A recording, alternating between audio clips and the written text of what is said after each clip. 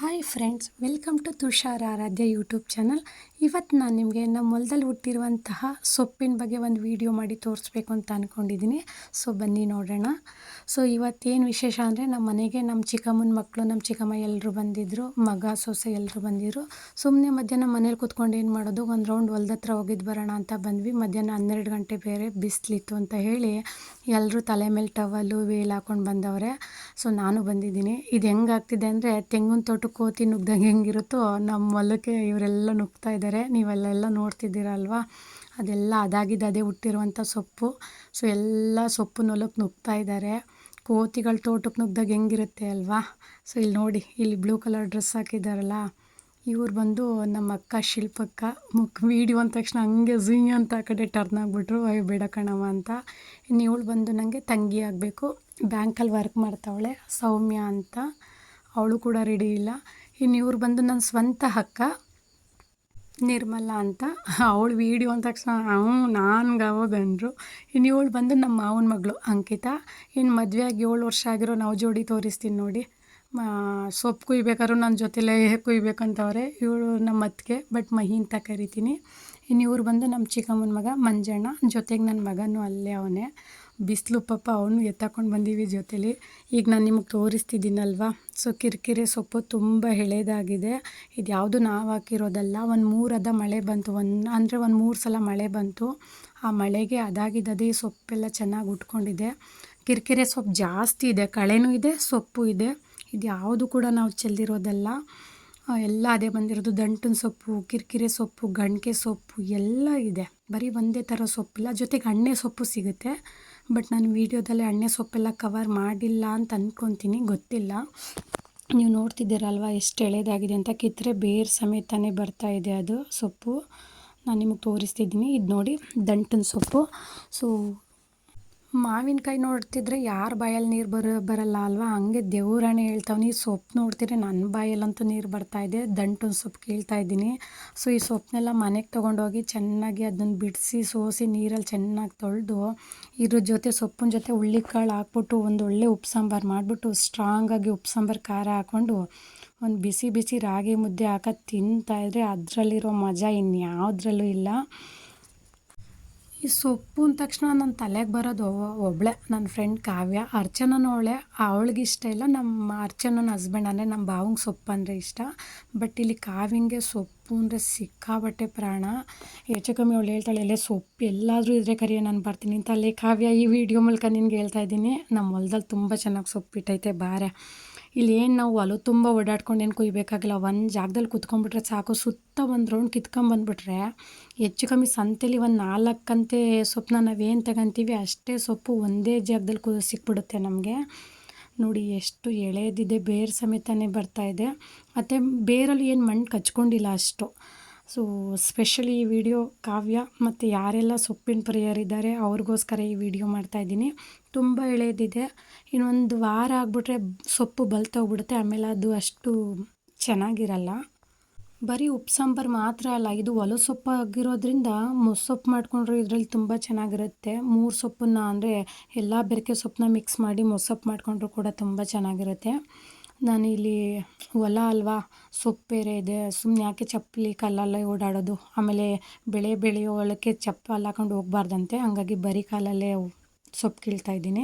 ಹತ್ರದಿಂದ ತೋರಿಸ್ತಿದ್ದೀನಿ ನೋಡಿ. ಅಕಸ್ಮಾತ್ ನಿಮಗೆ ಕಾಣ್ತಿಲ್ಲ ಅಂದರೆ ವೀಡಿಯೋನ ಸ್ವಲ್ಪ ಝೂಮ್ ಮಾಡ್ಕೊಂಡು ನೋಡಿ ಎಷ್ಟು ಎಳೆದಿದೆ. ಅರ್ಧ ಕಳೆ ಇದ್ದರೆ ಅರ್ಧ ಸೊಪ್ಪೇ ಬಂದಿದೆ. ಇಲ್ಲಿ ನಾವು ಯಾವುದೇ ಔಷಧಿನ ಹೊಡೆದಿಲ್ಲ, ಯಾವುದೇ ಗೊಬ್ಬರ ಹಾಕಿಲ್ಲ, ಯಾವುದೇ ಉಪ್ಪು ಹಾಕಿಲ್ಲ. ಎಲ್ಲ ಅದೇ ಉಟ್ಕೊಂಡಿರೋದು ನೋಡ್ತಿದ್ದೀರಲ್ವ. ಎಲ್ಲರೂ ಬಿಸಿಲಲ್ಲಿ ಕುತ್ಕೊಂಡು ಸೊಪ್ಪು ಕೀಳ್ತಾಯಿದ್ರೆ ಇಲ್ಲೊಬ್ರು ಕಳ್ಳರು. ಇರಿ ತೋರಿಸ್ತೀನಿ ನಾನು ನಿಮಗೆ. ನಮ್ಮ ಅತ್ತಿಗೆ ಸುಮ್ಮನೆ ನಾಟಕ ಆಡ್ತವ್ರೆ ನೆರಳಲ್ಲಿ ಕೂತ್ಕೊಂಡು ಸೊಪ್ಪು ಕೀಳೋ ಥರ. ಅದರಲ್ಲೂ ನಾನು ವೀಡಿಯೋ ಮಾಡ್ತಿದ್ದೀನಿ ಅಂತ ಗೊತ್ತಾದ್ಮೇಲಂತೂ ಇರೋವ ಸುಮ್ಮನೆ ಏನಕ್ಕೆ, ಆಮೇಲೆ ಎಲ್ಲರೂ ಬೈಕಂತಾರೆ. ನಾನು ಹೊಸಿ ಸೊಪ್ಪು ಕೀಳ್ತೀನಿ, ಬಿಸಿಲಿಗೆ ಬಂದು ಸೊಪ್ಪು ಕೀಳ್ತೀನಿ, ತೋರಿಸ್ಬಿಡೋತ್ತಾಗ ನನ್ನ ಒಂದು ವೀಡಿಯೋದಲ್ಲಿ ಅಂತ ಹೇಳಿ ನೋಡಿ. ಇದೆಲ್ಲ ಡ್ರಾಮಾ. ಕೈಯಲ್ಲಿ ಯಾರೋ ಕಿತ್ತಿರೋ ಸೊಪ್ಪು ಅಂದರೆ ನಮ್ಮ ಅಣ್ಣ ಕಿತ್ತಿರೋ ಸೊಪ್ಪನ್ನ ಟವಲ್ನ ಇಟ್ಕೊಂಡು ನಾನು ಕಿತ್ತಿದೆ ಅಂತ ಬಿಲ್ಡಪ್ ಕೊಡ್ತಾವ್ರೆ. ಅದ್ರ ಜೊತೆಗೆ ನಮ್ಮ ಅಕ್ಕ ಅವಳು ಫುಲ್ ಸೊಪ್ಪು ಕೀಳೋದ್ರಲ್ಲಿ ಫುಲ್ ಸೀರಿಯಸ್ಸಾಗಿ ಬ್ಯುಸಿ ಆಗಿಬಿಟ್ಟವ್ರೆ. ಹತ್ರದಲ್ಲಿದ್ದರೆ ಜಾಸ್ತಿ ಸೊಪ್ಪು ಕೀಳೋಕ್ಕಾಗಲ್ಲ ಅಂದ್ಬಿಟ್ಟು ಅವರಿಬ್ಬರು ದೂರ ಬಂದುಬಿಟ್ಟವ್ರೆ. ನೋಡಿ ಕವರ್ ಏನೂ ಸಿಗಲಿಲ್ಲ, ಅನ್ಎಕ್ಸ್ಪೆಕ್ಟೆಡಾಗಿ ಬಂದಿದ್ದು ಅಂತ ವೇಲ್ಗೆ ಸೊಪ್ಪೆಲ್ಲ ಕಿತ್ಕೊಂಡು ತುಂಬ್ಕೊಂತವಳೆ. ಜೊತೆಗೆ ಬಿಸಿಲಲ್ವ ಪಾಪ, ತಲೆ ಮೇಲೆ ಹಂಗೆ ವೇಲ್ ಹಾಕೊಂಡವಳೆ. ಇದೆಲ್ಲ ಕಾಣ್ತಿದೆಯಲ್ಲ ಫ್ರೆಂಡ್ಸ್, ಇದೆಲ್ಲ ಸೊಪ್ಪು, ಕಿರಿಕಿರಿ ಸೊಪ್ಪು. ದೇವ್ರನೇ ನನಗೆ ಮಾತೇ ಬರ್ತಿಲ್ಲ ಇದ್ರ ಬಗ್ಗೆ. ನಂಗೆ ಏನು ಎಕ್ಸ್ಪ್ಲೈನ್ ಮಾಡ್ಬೇಕನ್ನೋದೇ ಗೊತ್ತಾಗ್ತಿಲ್ಲ. ಯಾಕೆಂದರೆ ಎಷ್ಟು ಹೆಲ್ತ್ ಬೆನಿಫಿಟ್ ಇದೆ ಮತ್ತು ನ್ಯಾಚುರಲಾಗಿ ಹುಟ್ಟಿರೋದು ಇದೆಲ್ಲ. ನಾವು ಹೊರ್ಗಡೆ ಎಲ್ಲ ತೊಗೊಂಡಾಗ ಅಯ್ಯೋ ಯಾವ ನೀರಲ್ಲಿ ಬೆಳೀತಾರೋ ಏನೋ ಅನ್ನೋ ಭಯ ಇರುತ್ತೆ. ಬಟ್ ಇದರಲ್ಲೇ ಆ ಭಯ ಏನೂ ಇಲ್ಲ.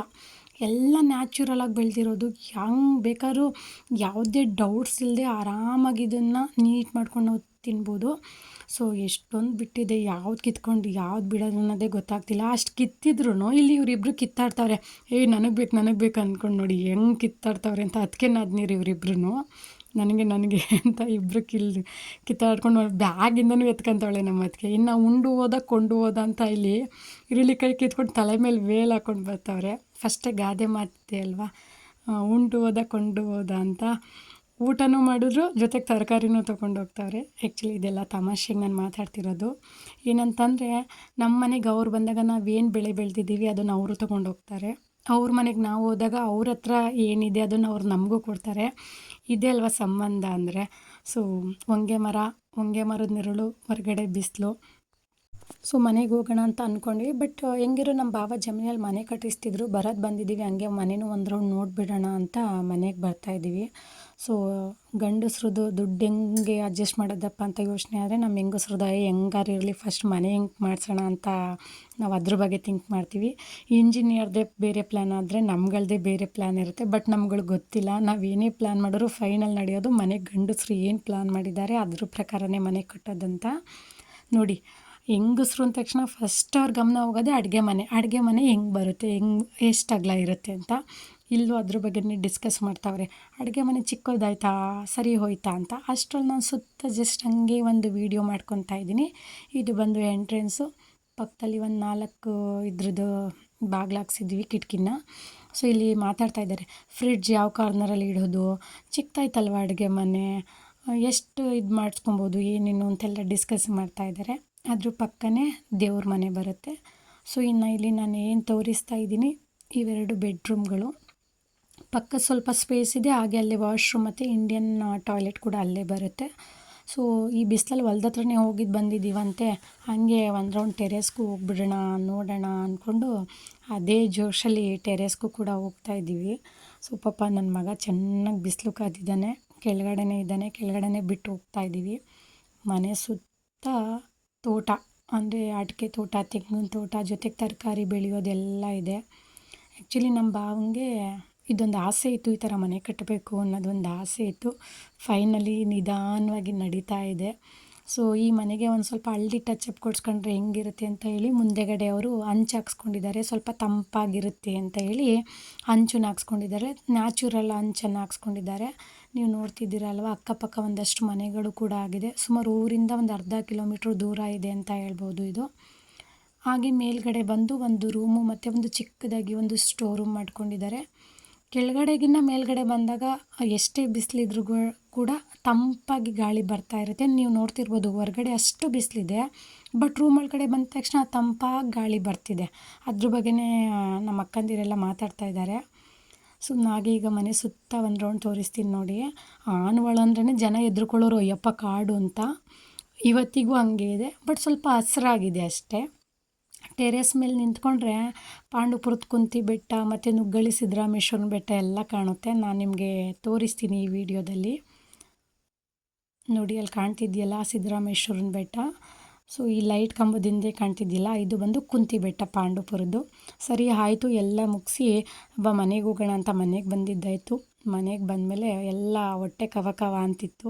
ಅನ್ನ ಸಾಂಬಾರು ಮಾಡಿ ಬೋಂಡ ಮಾಡಿದರು. ಒಂದು ರೌಂಡು ಎಲ್ಲರದ್ದು ಬ್ಯಾಟಿಂಗ್ ಕೂಡ ಮುಗೀತು. ಇನ್ನೇನೋ ಟೈಮ್ ಆಯಿತು ಅಂತ ಹೊರಡ್ತಿದ್ದಾರೆ, ಹಂಗಾಗಿ ಬೇಗ ಊಟ ಮಾಡ್ಕೊತಾ ಇದ್ದಾರೆ. ಸೊ ನೋಡಿ, ಸೊಪ್ಪು ಇದು ನಾನು ಪುನಃ ಮುಂಚಿನ ವೀಡಿಯೋ ಬಗ್ಗೆ ಹೇಳ್ತೀನಿ. ಸೊಪ್ಪು ಎಷ್ಟು ಎಳೆದಾಗಿತ್ತಂದರೆ 10 ನಿಮಿಷ ಬಿಸಿಲಲ್ಲಿ ಇಟ್ಟಿದ್ರೆ ಬಾಡೋಗ್ಬಿಡ್ತಿತ್ತು.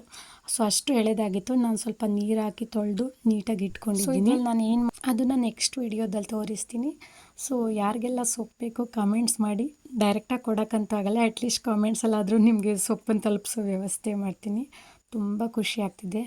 ಯಾರೆಲ್ಲ ನನ್ನ ಚಾನಲನ್ನು ಫಸ್ಟ್ ಟೈಮ್ ನೋಡ್ತಿದ್ದೀರಾ, ಪ್ಲೀಸ್ ಚಾನಲನ್ನು ಸಬ್ಸ್ಕ್ರೈಬ್ ಮಾಡ್ಕೊಳ್ಳಿ, ವೀಡಿಯೋಸ್ನ ಲೈಕ್ ಮಾಡಿ ಮತ್ತು ಶೇರ್ ಮಾಡಿ.